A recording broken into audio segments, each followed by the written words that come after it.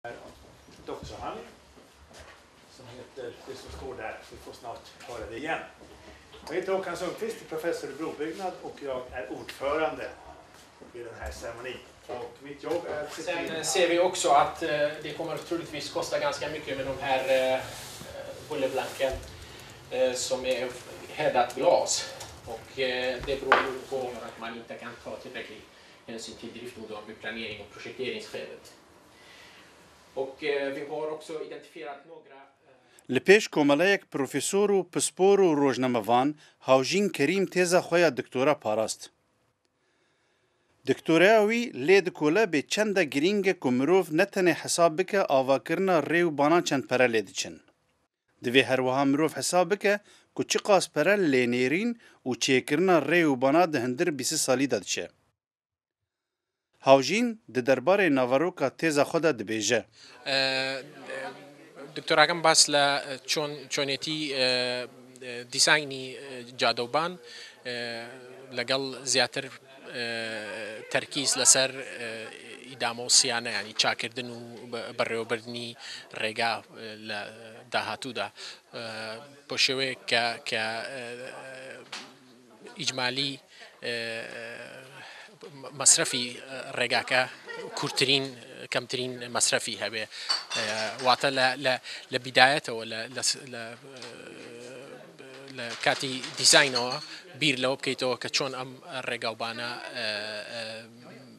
بەرگە بگرێت ینی درەنگتر خراپ بێت. Ji bo asayîşa hatûçiyê gelek welat perjînan li dora rê û banan ava dikin.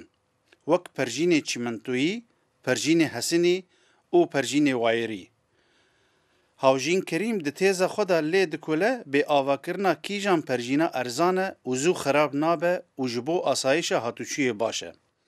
û kîjan perjîn ji kîjan cûreyê rê û bana re digunce. چەند ئەسپێکتێک هەیە لێرە کە ئەبێ سەیریکەین ینی ناتوانانی هەر یەکسەر بڵیت چنەوە پەرژینێکیان باشە مەسەلەن ئەگەر بمانەوێت لە ناو شارێکە لەسەر جادەیەک کە ترافیکی زۆر بێت شقامێکی کە ترافیکی زۆر بێت ئەبێ بتۆنگباریان بەکاربێنی باشترە چونکە بتۆنگباریار پێویستی بە چاکردنەوە نییە کە خراپ ئەبێت پێویستی بە چاکردنەوە نییە لە کاتی لێدانە لە کاتی داما ئەمەش واکە کە یەکەم مەسرفەکەی هەرزانتر بێ دووهەمینی کە ترافیک نەشێوێت پێویست ناکە شقامەکە داخرێ بۆی چاکرێتەوە ئەگەر بڵین سەیری شقامی دەرەوەی شارەکان بکەین ئەو کاتە چەندها ئەڵتەرناتیڤی تر هەیە کە بەکاربێت مەسەلەن ئەگەر بزانین ناوەڕاستی جادەکە یان کە بە ئینگلیزی پێڵێن مێدیان ئەگەر تەسکتر بێت ئەو کاتە ئەبێ بیر لە نوعێک لە پەرژینکەینەوە کە جێگە زۆر ناگرێت وەکو کەیبڵ باریەر ئەمانە زیاتر لە بەداخەوە لە کوردستان ئەهمیەت نەدراوە بەم پەرژینانە طبعاً ئەمانە زۆر ئیفێکتی هەیە بۆ کەمکردنەوەی حادیسەی ڕووداوی هاتوچۆ بە شێوەیە کە ناهێڵێت بە هیچ شێوەیە کۆنفلیکت دروست بێت لە بینی دوو ئیتیجاهی هاتوچۆدا بۆ شێوەیە زۆربەی زۆری کارەساتەکانی ترافیک کەم ئەکاتەوە لەبەرەوە هیوادارم کە لە کوردستانیش زیاتر احتیمام ببرێت بە پەرژینی پاراستن و ئەمەش ینی شێوەیەکی زۆر باشە بۆ کەمکردنەوەی ڕووداوەکانی هاتوچۆ بە مەسرفێکی زۆر کەم.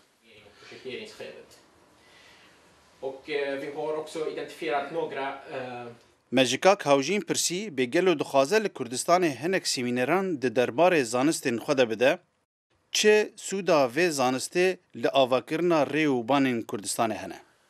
هەموو پلانێرینی بیدایەتە زۆر گرنگە بۆ ئەوەی کە چەند شتێکی باش لە بیدایەتەوە لە سەرەتاوە بتوانی کە بڵێن شەقامەکە بەڕاستی دروستکەی نەک دوایی بیت بە شێوەیەکی هەڵە دروستی کەیت و دوایی ئەو کاتە بیتەوە بتوێت چاکی بکەیت چونکە کاتێک کە شەقامەکە دیزاین کرا و دروست کرا هەرچی هەوڵێک بدەیت تەنها ئەتوانی 20% لە مەصرف کەم بکەیتەوە بەڵام ئەگەر لە سەرەتاوە لە کاتی دیزاینە هەوڵ بدەیت دیزانێکی باش هەڵبژێری ئەتوانی 80%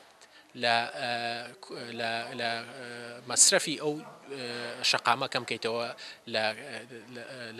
بۆ بڵین پێشپێکتیڤێکی دوور پرسیار لە من بکرێت ئامادەم بۆ هەموو شتێک ئامادەم بەو زانیاریی کە هەمە بەو زانیاری کە کۆم کردوتەوە لە بەشە جیاجەکانی جیهانەوە چونکە دکتۆرا خۆتە زانی ئەبێ پێش ئەوەی کە هیچ شتێ بکەیت ئەبێ سیر بکەیت بزانی چەند ئیشی زانیاری کراوە لەو مەجالە جا بە خۆشحاڵیەوە و هیواداریشم کە زیاتر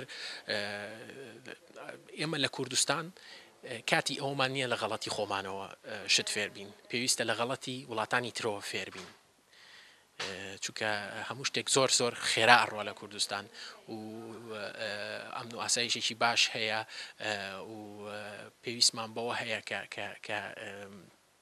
کە بیر لەوە بکەینەوە کە شتەکان لە سەرەتاوە بەڕاستی دروست بکەین و وەکو پێم وتیت پێویستمان بۆ هەیە لە غەڵەتی خەڵکەوە فێربین ناتوانین کاتی ئەومان نەماوە کە لە غەڵەتی خۆمانەوە شت فێربین و شت تاقی بکەین. Fallet leve för Haschim. Han lever. Hipp hipp. Hurra! Hurra! Hurra! Hurra! صالح کوبانی کوردستان تیوی ستۆکۆلم